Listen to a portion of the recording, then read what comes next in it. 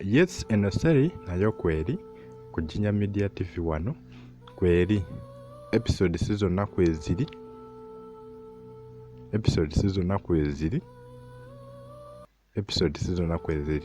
kyolina okukola scrollinga osobola okuba nti ozituukako okuva ku episode 1 okutuuka ku last episode zonna ziri available ne episodes endala zonna ziri available. Then series kweziri kuno nyingi ng'olese eno kuliko series eziwerako, so subscribinga nawe watanaba subscribinga nawe yamalo subscribinga ate okoona akade musubscribinge mulikinge mucommentinge tweyongereyo.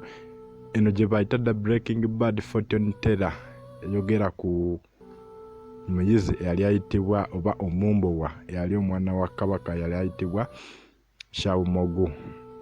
So osobola okusigala nga werabirako eno seri mu full episode zonna kweziri the Breaking Bad fortune teller. So episode kweziri kyolina okukola kwe kusubscribinga olikinge okomentinge osobola okuba nti weyongerayo. Osobola no joininga WhatsApp group yaffe okutuusaako series endala nyingi nnyo like the Legend of Lucene, Imongo n'endala nyingi nnyo.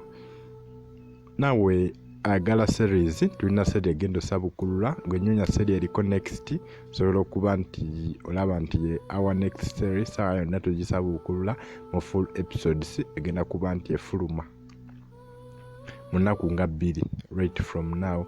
Just kano kabajjukiza abaasubwa eno seri atamanyi nti gyeri osobola okudda emabega ne weekoonako emabega n'osobola nti oddamu buto n'ogiraba okuva ku episode 1 okutuuka ku last episode zonna kwezi ziri available. Seri erimu martial arts ate nga erimu comedy ate nga eyigiriza, esomesa bingi. Ayagala love, ayagala omukwano, ayagala adventure, then ayagala naawe oli eyo ng'oyagala fantasy movies ke kaseera olozeeko kweno nayo nnungi gye bayita the Breaking Bad fortune teller ekwatagana ku lubiri olumu lwalimu engeri y'obutakwatagana. So osobola okuba nti ogyetaanira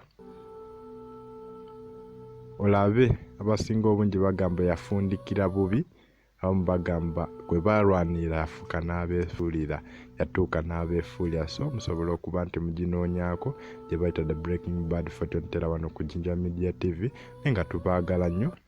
Gwe wasubscribinga akola kyamaanyi, nawe watanaba kusubscribinga bambi tuyambe osubscribinge.